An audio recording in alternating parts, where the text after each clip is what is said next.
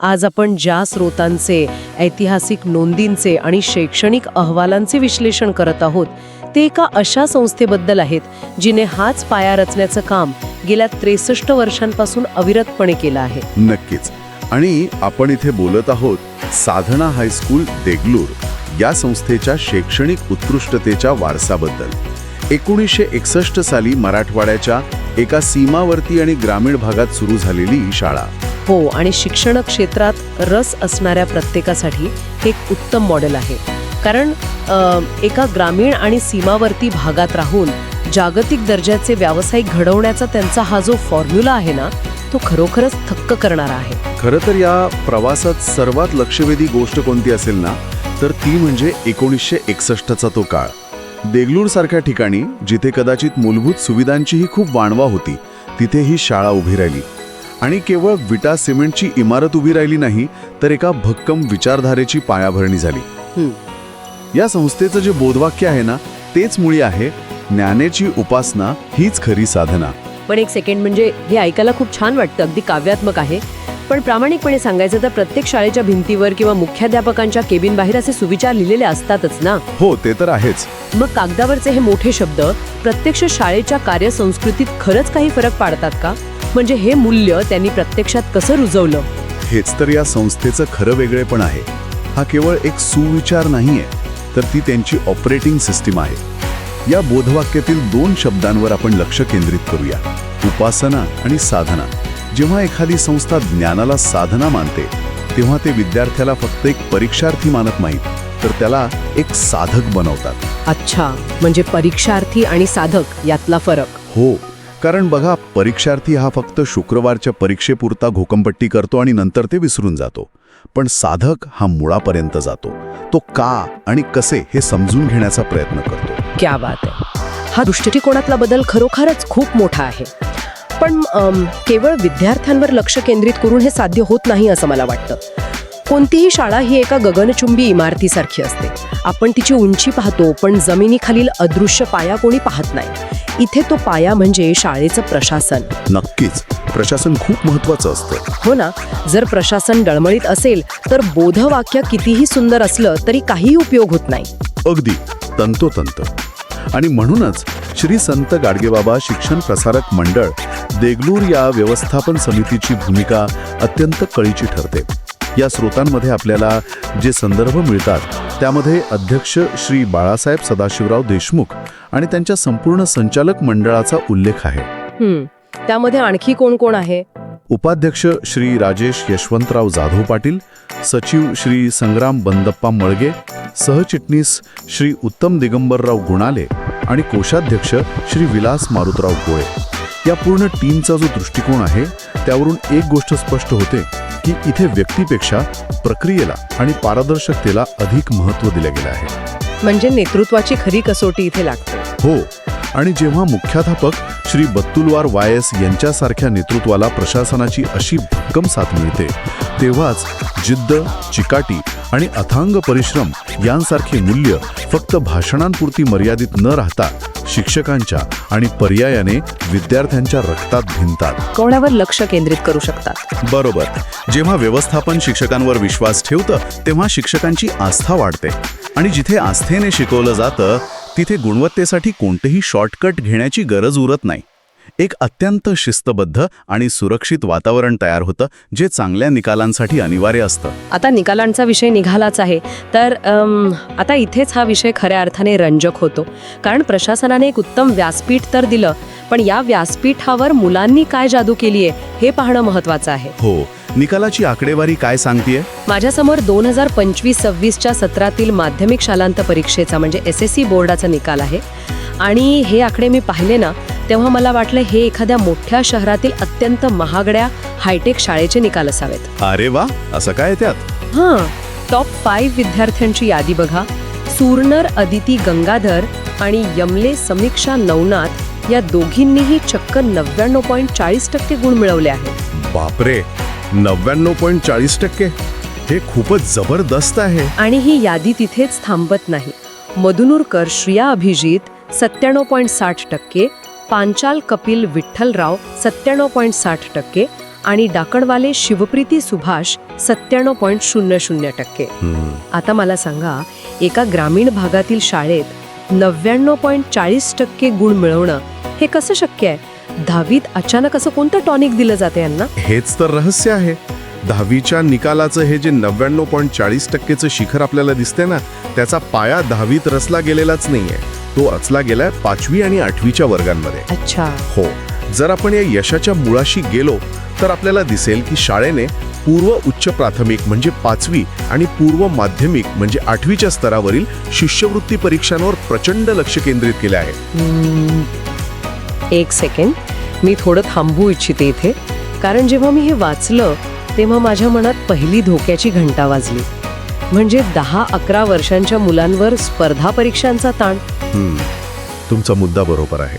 आपण आजकाल info overload, मुलांचे हरवणारे बालपण आणि मानसिक आरोग्याबद्दल इतकं बोलतो, मग इतक्या लहान वयातच त्यांना या शर्यतीत उतरवणं, त्यांच्यावर एवढ्या माहितीचा भडीमार करणं हे थोडं चुकीचं नाही वाटत? यातून त्यांचा बचाव कसा होतो? जर आपण याचा व्यापक दृष्टिकोनातून विचार केला तर तुमचा प्रश्न एकदम रास्त आहे. पण इथेच घोकमपट्टी आणि लॉजिकल थिंकिंग म्हणजे तर्कसंगत विचारक्षमता यातील फरक समजून घेणं गरजेचं आहे. या शिष्यवृत्ती परीक्षा शाळेच्या नेहमीच्या अभ्यासक्रमासारख्या पाठांतरावर आधारित नसतात. म्हणजे त्या वेगळ्या असतात. अगदी. त्यामध्ये कोडी असतात, तर्क असतात, ऑब्जेक्टिव्ह थिंकिंग असतं. शाळा या मुलांवर माहिती लादत नाहीये, तर ती माहिती कशी प्रक्रियेत आणायची, तिचं विश्लेषण कसं करायचं हे शिकवत आहे. म्हणजे तुम्ही म्हणताय की 5वीचे यशस्वी विद्यार्थी जसे शूरनर अभिनव, स्वामी आरुषी, पांचाल दुर्गेश, उल्लेवार प्रणाली आणि पुलंखंडवार प्रणवी जेव्हा या परीक्षा देतात तेव्हा ते खरं तर मेंदूचं कंडिशनिंग करत असतात. एक्झॅक्टली. आपण याला कॉम्पिटिटिव्ह माइंडसेट म्हणू शकतो.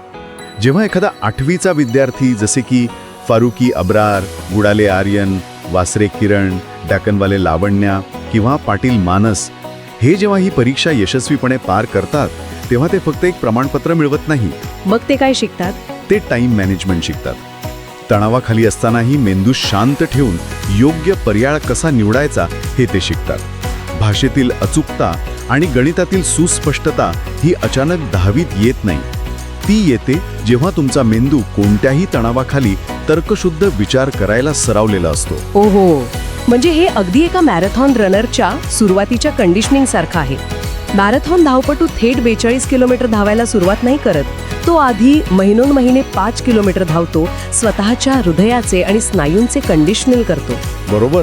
त्यामुळे जेव्हा मुख्य शर्यतीची वेळ येते तेव्हा त्याचे शरीर थकत नाही.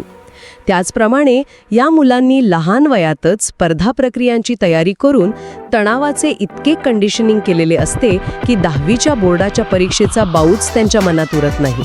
अगदी अचूक ओळखलात. त्यामुळे 10वीच्या परीक्षेच्या वेळी ते तणावाखाली नसतात, तर ते पूर्णपणे लॉजिकल थिंकिंगच्या झोनमध्ये असतात. म्हणूनच ग्रामीण भागात असूनही ते इतक्या सहजतेने यशाचं शिखर गाठू शकतात. तर या सगळ्याचा नेमका अर्थ काय? याचा अर्थ असा की त्यांनी अभ्यासाचे एक अत्यंत भक्कम मॉडेल तयार केले आहे. पण जेव्हा मी या केस स्टडीचा पुढचा भाग वाचला तेव्हा तिथे मला एक वेगळाच धक्का बसला. तो का? कारण तिथे पुस्तकांपलीकडील विकासाची आणि पायाभूत सुविधांची चर्चा होती. आता एका बाजूला आपण अद्ययावत संगणक कक्ष आणि डिजिटल साक्षरतेवर बोलत आहोत आणि दुसऱ्या बाजूला तिथे चक्क मुले आणि मुलींसाठी स्वतंत्र अद्ययावत स्वच्छतागृहे आणि हँडवॉश स्टेशनबद्दल माहिती दिली होती. ते पालकांना एक प्रकारची मानसिक सुरक्षितता देतात. म्हणूनच या शाळेत 100% पटनोंदणी साध्य होऊ शकली आहे. शाळेत शिकलेली मूल्य व्यावहारिक जगात कशी कामी येतात हे पाहणं सर्वात महत्त्वाचं आहे. एक्झॅक्टली. आणि म्हणूनच आपल्याला या यशोगाथेच्या अंतिम पुराव्याकडे वळावे लागेल, ज्याचा संदर्भ आपण अगदी सुरुवातीला दिला होता. विद्यार्थिनी ते शल्यविशारद म्हणजेच स्टुडंट टू सर्जन हा पाईपलाईन प्रवास. डॉक्टर मानसी बत्तुलवार यांची यशोगाथा. हो, शाळेची माजी विद्यार्थिनी डॉक्टर मानसी बत्तुलवार. मला ना या प्रवासाची तुलना खऱ्या अर्थाने मार्शल आर्ट्सच्या सरावाशी करावीशी वाटते. अच्छा, ते कसं काय? बघा, जुन्या मार्शल आर्ट्सच्या चित्रपटांमध्ये आपण पाहतो की गुरु आपल्या शिष्याला सुरुवातीला कोणतीही मोठी लढाई शिकवत नाही. तो त्याला फक्त साधी कामे अत्यंत शिस्तीने कशी करायची हेच महिने शिकवत असतो. पण जेव्हा खऱ्या अर्थाने जीवघेणी लढाई सुरू होते तेव्हा तेच मूलभूत धडे त्याचा जीव वाचवतात. मला सांगा, शाळेच्या बाकावर शिकलेली एकाग्रता थेट ऑपरेशन थिएटरमध्ये कशी रूपांतरित होते? हे रूपक खरोखरच अत्यंत अचूक आहे आणि यामुळे एक अत्यंत महत्त्वाचा प्रश्न निर्माण होतो. सर्जरी ही अशी गोष्ट आहे जिथे कोणतीही चूक चालत नाही. शाळेतील संस्कार, जोपासलेली शिस्त आणि विषयाप्रती असलेलं समर्पण यांचा थेट उपयोग शल्यचिकित्सेतील अचूकता म्हणजे सर्जिकल प्रिसिजन साध्य करण्यासाठी होतो. म्हणजे ती शिस्त त्यांच्या कामात उतरते. हो, हे केवळ वैयक्तिक यश नसून संस्थेच्या मूल्यांचा विजय आहे. शिक्षण हे केवळ उपजीविकेसाठी नसून जीवन कौशल्य विकसित करण्यासाठी असते हे यातून सिद्ध होते. आणि यातून मिळणारा संदेश स्पष्ट आहे. ग्रामीण भागातही दर्जात्मक शिक्षण मिळाले तर जागतिक दर्जाचे व्यावसायिक नक्कीच घडवता येतात. हे खरोखरच प्रेरणादायी आहे. आणि या समारोपाकडे येताना मला भविष्यातील वाटचालीबद्दल बोलावंसं वाटतं. 1961चा तो आव्हानात्मक काळ ते आजचे डिजिटल युग, ऐतिहासिक वारसा आणि आधुनिक तंत्रज्ञान यांचा त्यांनी खूप छान मेळ घातलाय. हो, ताज्या अपडेट्ससाठी त्यांनी शाळेचे स्वतःचे व्हॉट्सॲप आणि यूट्यूब चॅनलही सुरू केले आहेत. अगदी. इन्स्पायर, अचीव्ह, एक्सेल हे त्यांचं ध्येय आहे. आणि शाळा एक प्रयोगशाळा असण्याची त्यांची संकल्पना तर खूपच भन्नाट आहे. नक्कीच. तर या विश्लेषणातून श्रोत्यांसाठी काय निष्कर्ष निघतो?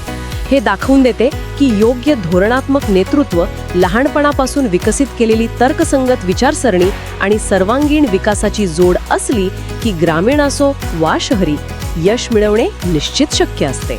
एकदम बरोबर. आणि जाता जाता एक विचार करण्याजोगा मुद्दा मला इथे मांडायचा आहे.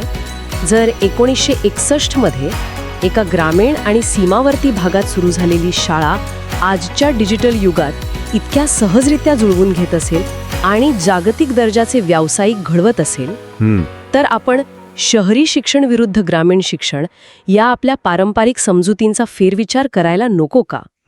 खरी शैक्षणिक क्रांती मोठ्या शहरांमधील वातानुकूलित खोल्यांमध्ये होत आहे की अशा तळागाळातील ज्ञान मंदिरांमध्ये? यावर नक्की विचार करा. आपण पुन्हा भेटू एका नव्या विषयासह पुढच्या डीप डाईव्हमध्ये.